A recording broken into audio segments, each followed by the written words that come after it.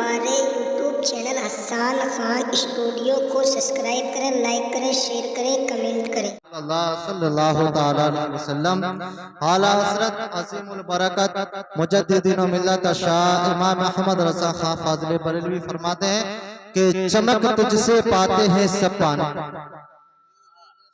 चमक तुझसे पाते हैं सब पाने वाले, मेरा दिल भी चमका दे चमकाने वाले, मेरा दिल भी चमका दे चमकाने वाले। और मदीने के खित्ते खुदा तुझको रखे, मदीने के खित्ते खुदा तुझको रखे, गरीबों फकीरों को ठहराने वाले, गरीबों फकीरों को ठहराने वाले।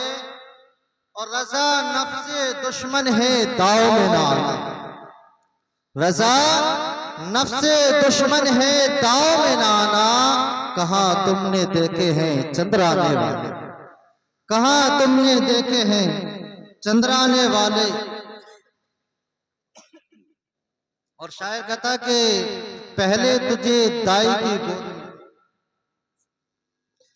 पहले तुझे दाई की गोद में देखा, फिर जवा देखा बड़े जोश में, फिर जवा देखा बड़े जोश में देखा, पीरी में तुझे देखा आसा हाथ में, पीरी में तुझे देखा आसा हाथ में देखा, फिर उसके बाद कब्र की आगोश में, फिर उसके बाद कब्र की आगोश में देखा। तो मेरे अजीज दोस्तों, हमारी जिंदगी इन चार लाइनों के मुताबिक ही है। अभी मैंने आयत करीमा पढ़ने का शर्फ हासिल किया। अल्लाह तबारक व तआला कुरान करीम में इरशाद फरमाता है, कुल्लु नफ्सिन ज़ाइक़तुल मौत, यानी हर एक जानदार को मौत का मजा चखना है। और हम इस बात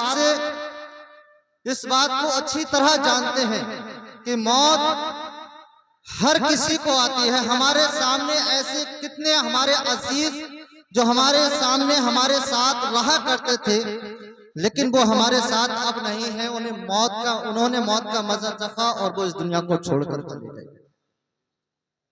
तो मेरे अजीज दोस्तों, आज जो ये महफिल सजाई गई है, ये भी एक मरहूम के लिए सजाई गई है, जिसे आज से पहले हम मोहम्मद नईम के नाम से आवाज देकर बुलाया करते थे।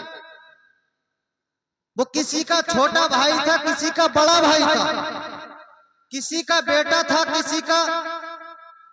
तो मेरे अजीज दोस्तों, कोई ना कोई किसी न किसी ताल्लुक से उसे बुलाया जाता था, लेकिन आज हम उसे पुकार रहे हैं तो एक मरहूम नईम के नाम से पुकार। और ये नाम की तब्दीली हर किसी में आनी है, लेकिन आने से पहले हमें ये होना चाहिए कि हमें जब ये नाम में जो तब्दीली आती है और इस नाम को जब पा लेते हैं हम, तो इसके बाद हमें कब्र में जाना होता है। तो मेरे आजीज दोस्तों, कब्र की जो अंधेरी कोठरी है, बहुत हौलनाक कोठरी बताया जाता है, क्योंकि जब हम किसी को दफन कर वापस आते हैं, तो मेरे आजीज दोस्तों, दफन करने के बाद हम जब उसे तख्ते लगाते हैं, तख्ते लगाकर इस तरीके से उस पर कपड़ा डालते हैं कि कहीं से रोशनी या कोई हवा ना पहुंचे, तब आप अंदाजा लगाएं कि हम उसके लिए इतना इंतजाम कर रहे हैं कि कहीं से हवा या रोशनी ना पहुंच जाए। उस पर फिर मनो भर मिट्टी डालकर उसे दफन कर घर चले आते हैं, फिर वो अंधेरी कोठरी रह जाती है। लेकिन मेरे अजीज दोस्तों, हमारे ज़हनों के मुताबिक वो अंधेरी कोठरी है, लेकिन अगर हम चाहें तो इसे दुनिया में रहकर ही रोशन कर सकते हैं। ये इंतजाम हमें दुनिया में रहकर ही करना होता है। जैसे कि हम अपनी जाती मकान के लिए करते हैं, ऐसे ही हमारा मकान कब्र है। जैसे जाती मकान के लिए हमें इंतजाम करना होता है, ऐसे ही हमें कब्र के लिए इंतजाम करना चाहिए। तो हमें कब्र का इंतजाम करने के लिए कलाम पाक की तिलावत की जरूरत पड़ती है, नमाजों की जरूरत पड़ती है। तो मेरे आजीज दोस्तों, ऐसे हमें अल्लाह तबारक व तआला का कुर्ब हासिल करने से, तब ये हमें कब्र की अंधेरी कोठरी से बचने का मौका मिल सकता है। लेकिन हम अगर दुनिया में मलबूस हो जाएंगे, हम अगर दुनिया में खोकर रह जाएंगे, हम दुनिया की तलब में रह जाएंगे, दुनिया को पाने की लगन लग जाएगी हमें, तो दुनिया में अगर खो जाएंगे तो आखिरत हमारी बर्बाद हो जाएगी। तो मेरे आजीज दोस्तों, हमें अपनी आखिरत को संवारना है।